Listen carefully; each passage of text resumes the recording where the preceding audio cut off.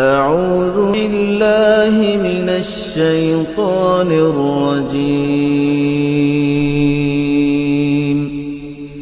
بسم الله الرحمن الرحيم رسول اللہ صلی اللہ علیہ وسلم کی نبوت میں کسی اور کا حصہ نہیں ہے۔ اللہ کے نبی صلی اللہ علیہ وسلم نے مسئلے کو واضح کرنے کے لیے عمر ابن خطاب کو یہاں تک کہا تھا جب ان کے ہاتھ میں تورات کا ورقہ دیکھا تھا، لو کان موسیٰ حیاً، آج موسیٰ علیہ السلام زندہ ہوتے تو ان کو بھی میری اتباع ہی کرنی پڑتی، میرے پیچھے ہی چلنا پڑتا، لیکن اللہ کے نبی صلی اللہ علیہ وسلم کی رسالت میں علماء بریلی کیسے اپنے بزرگوں کو شامل کرتے ہیں، یہ ہمارے ہاتھ میں تذکرہ غوثیہ ہے جس کا صفحہ نمبر 324 ہے۔ 324 صفحہ پر وہ ایک اپنے پیر اور مرید کا قصہ بیان کرتے ہیں کہ ہمارے پیر ابو بکر شبلی کے پاس دو شخص بیعت کے ارادے سے حاضر ہوئے، ان میں سے ایک کو پیر صاحب نے کہا پڑھو لا الہ الا اللہ شبلی رسول اللہ لا حول ولا قوت الا باللہ انا للہ و انا الیہ راجعون۔ مرید نے کہا لا حول ولا قوت الا باللہ، پیر صاحب نے بھی کہا لا حول ولا قوت الا باللہ۔ اس نے پوچھا آپ نے لا حول کیوں پڑھا؟ اس نے استفسار کیا تو نے کیوں پڑھا؟ کہا میں نے تو اس لیے پڑھا، میں پیر سمجھ کے آیا تھا لیکن آپ تو بے شرع آدمی ہو، میں بے شرع کے پاس مرید ہونے آ گیا۔ آپ نے کہا میں نے اس لیے پڑھا، جاہل کے سامنے راز کی بات بتا دی، یہ راز تھا جو میں جاہل کے سامنے بیان کر چکا ہوں۔ دوسرے سے کہا تم پڑھو لا الہ الا اللہ شبلی رسول اللہ۔ اس نے کہا حضرت میں تو آپ کو کچھ اور ہی سمجھ کر آیا تھا، آپ تو ورے ہی گر پڑے، صرف رسالت پہ ہی قناعت کر لی۔ میں تو اس سے اگلا سٹیج دینے آیا تھا، رسالت سے اگلا سٹیج کس کا ہے؟ کہا میں تو تجھے اللہ بنانے آیا تھا، تم تو پہلے ہی گر گئے، تو خدا بننے کا دعویٰ کرتا میں اس کو بھی تسلیم کرتا۔ تو پیر صاحب نے ہنس کر فرمایا اچھا تم کو ہم تعلیم کریں گے، تم ہمارے پاس بیٹھو۔ یہ علماء بریلی کا عقیدہ، اور سیم یہی عقیدہ علماء دیوبند کا ہے۔ یہ ہمارے ہاتھ کے اندر رسالہ الامداد اشرف علی تھانوی صاحب کا، اس کا صفحہ نمبر 34 ہے، جہاں پر ایک مرید خواب دیکھتا ہے اور خواب میں کلمہ پڑھتا ہے لا الہ الا اللہ اشرف علی رسول اللہ، پھر ان کی آنکھ کھل جاتی ہے، ہڑبڑا کے بیٹھ جاتا ہے، پریشان ہوتا ہے میں نے کیا کلمہ پڑھا، غلطی یاد آتی ہے، زور زور سے روتا ہے، پھر اپنی غلطی کی اصلاح کرنے کے لیے اب نبی کریم صلی اللہ علیہ وسلم پر درود پڑھنے کی کوشش کرتا ہے، لیکن کہتا ہے کہ میں اب جاگ چکا ہوں، نیند ختم ہو چکی ہے، بیداری کی حالت میں ہوں، لیکن پھر بھی زبان میری کہتی ہے اللہم صلی علی سیدنا و نبینا و مولانا اشرف علی لا حول ولا قوت الا باللہ۔ یہی عقیدہ علماء بریلی کا، اپنے پیروں کو اتنا عظیم مقام دیا کہ ان کو نبی کی رسالت میں شامل کر دیا، اور یہی عقیدہ علماء دیوبند کا۔ یہ سائل سوال لکھ کر اشرف علی تھانوی صاحب کو بھیجتا ہے، اور تھانوی صاحب اس کے سوال کے جواب میں کہتے ہیں اس واقعے میں تسلی تھی کہ جس کی طرف تم رجوع کرتے ہو وہ بعونہ تعالی متبع سنت ہے، تم میرے پیچھے اور میں نبی کے پیچھے ٹینشن لینے کی کوئی ضرورت نہیں ہے، کوئی پریشانی والی بات نہیں۔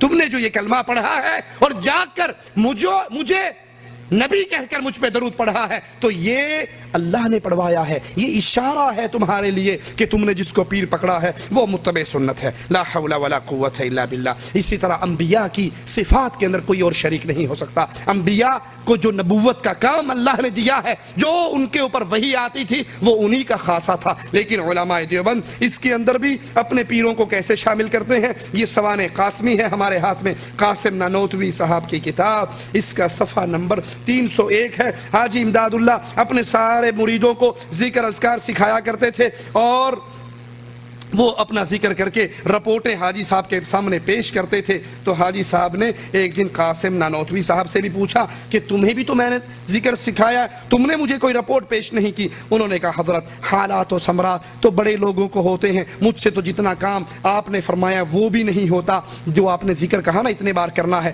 جہاں تسبیح لے کر بیٹھتا ہوں بس ایک مصیبت ہوتی ہے، اس قدر وزن پڑتا ہے کہ جیسے 100 من کے پتھر کسی نے میرے اوپر رکھ دیے ہوں، زبان و دل سب بستہ ہو جاتے ہیں۔ تھانوی، یہ بھی حضرت تھانوی ہی کی روایت ہے کہ روتے ہوئے بے ساختہ آپ کی زبان سے یہ الفاظ جاری ہوئے کہ میں ہی بدقسمت ہوں، ایسا ہوتا ہے جیسے زبان کو کسی نے جکڑ لیا ہے۔ یہ سن کر یہ سن کر امداد اللہ صاحب کہنے لگے مبارک ہو، یہ نبوت کا آپ کے دل پر فیضان ہوتا ہے، اور یہ وہ بوجھ ہے جو حضور کو وحی کے وقت ہوا کرتا تھا۔ لا حول ولا قوت الا باللہ۔ اللہ کے نبی کے وحی پر بوجھ پڑتا تھا، اب تم جب یہ کام کرتے ہو تم پر بھی یہ بوجھ پڑتا ہے، جو کام نبی سے لینا تھا وہی کام تم سے لیا جائے گا، یہ کام، یہ بوجھ، یہ نبوت کا فیضان ہے تمہارے اوپر۔ اور ملفوظات احمد رضا خان اپنی کتاب صفحہ 63 پر اسی کتاب کے کہتے ہیں کہ اللہ کے نبی صلی اللہ علیہ وسلم کو درد سر، بخار، وہ مبارک امراض ہیں جو انبیاء علیہ السلام کو ہوتے ہیں، اور اللہ کا شکر ہے کہ مجھے بھی اکثر بخار اور سر درد رہتا ہے، 2 سیڑھیاں چڑھ چکا ہوں، بس 2-3 کا اور انتظار ہے، لیکن برا ہو مرزا غلام قادیانی کا جس نے ان سب کی رنگ میں بھنگ ڈال دی۔ وہ نہ کرتا تو یہ بیچارہ 2 سیڑھیاں چڑھ چکا تھا، بخار شروع ہو گیا تھا، سر درد ہو گیا تھا، کچھ اور بھی ہو جاتا۔ اس نے پہلے کہا تو بھی بخار میں ہے، میں آخری سٹیج پہ پہنچا ہوا ہوں، میرے اندر جو کچھ ہونا تھا وہ ہو گیا۔ لا حول ولا قوت الا باللہ۔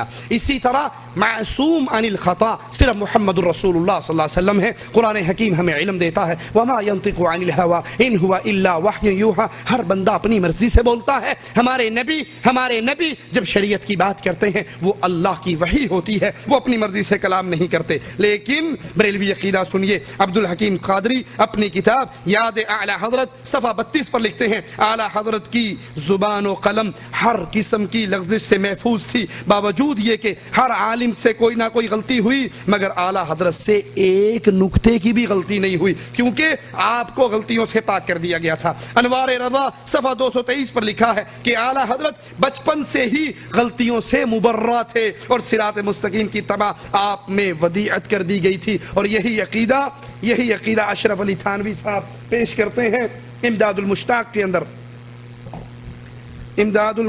اندر اشرف علی تھانوی صاحب پیش کرتے ہیں، اور یہی عقیدہ ارواح ثلاثہ کے اندر موجود ہے کہ ہمارے رشید احمد گنگوہی ارواح ثلاثہ صفحہ 276 ہے۔ رشید احمد گنگوہی اکثر اپنی زبان سے یہ الفاظ کہا کرتے تھے، سنو حق وہی ہے، اللہ تعالیٰ نے مجھ سے وعدہ فرمایا ہے میری زبان سے غلط نہیں نکلوائے گا۔ یہ شان کس کی ہے؟ محمد رسول اللہ صلی اللہ علیہ وسلم کی۔ اور اس شان پر علماء بریلی اپنے علماء کو فائز کر رہے، اور علماء دیوبند اپنے علماء کو فائز کر رہے۔ اب آخری سوال آپ کے سامنے پیش کر کے اپنی بات کو ختم کرتا ہوں۔ پیارے بھائیو، یہ معاملہ عقیدے کا ہے، یہ معاملہ توحید کی غیرت کا ہے۔ علماء بریلی اور علماء دیوبند بنیادی شرکی عقائد پر دونوں اکٹھے ہیں۔ جب یہ دونوں اکٹھے ہیں تو پھر ان کو اپنی نمازوں کا امام بنانے سے پہلے اللہ سے ڈر جائیے، ان کے ساتھ اہل ایمان والی محبت کرنے سے پہلے اللہ سے ڈر جائیے۔ ایک آدمی مجہول ہے، آپ کو اس کا پتہ نہیں ہے، نماز کھڑی ہوئی، آپ کو نماز مل گئی، آپ نے پڑھ لی، انشاءاللہ خیر ہے، اللہ قبول فرمائے گا۔ لیکن جس کا ان فرقوں سے متعلق ہونا کنفرم ہو، جو ان عقائد کا دفاع کرتا ہو، جو ان عقائد سے بیزاری کا اظہار نہ کرتا ہو، ان عقائد کو جان کر، سن کر، پڑھ کر بھی کہے بزرگوں نے لکھا ہے، جو لکھا ہے حق اور سچ لکھا ہے، جو اس طرح اس شرکی عقائد کو سن کر، دیکھ کر، پڑھ کر پھر ان کا دفاع کرتا ہے، تو ایسے لوگوں سے بڑا ضروری ہے، اللہ سے دعا ہے اللہ ہمارے گناہوں کو معاف فرما دے، اللہ ہماری خطاؤں کو معاف فرما دے، اللہ ہماری سیاہکاریوں کو معاف فرما دے، اللہ ہمیں زندہ رکھے، ایمان پہ رکھے، موت دے اس حال میں دے، اللہ ہم سے راضی ہو، ہم اپنے اللہ سے راضی ہوں۔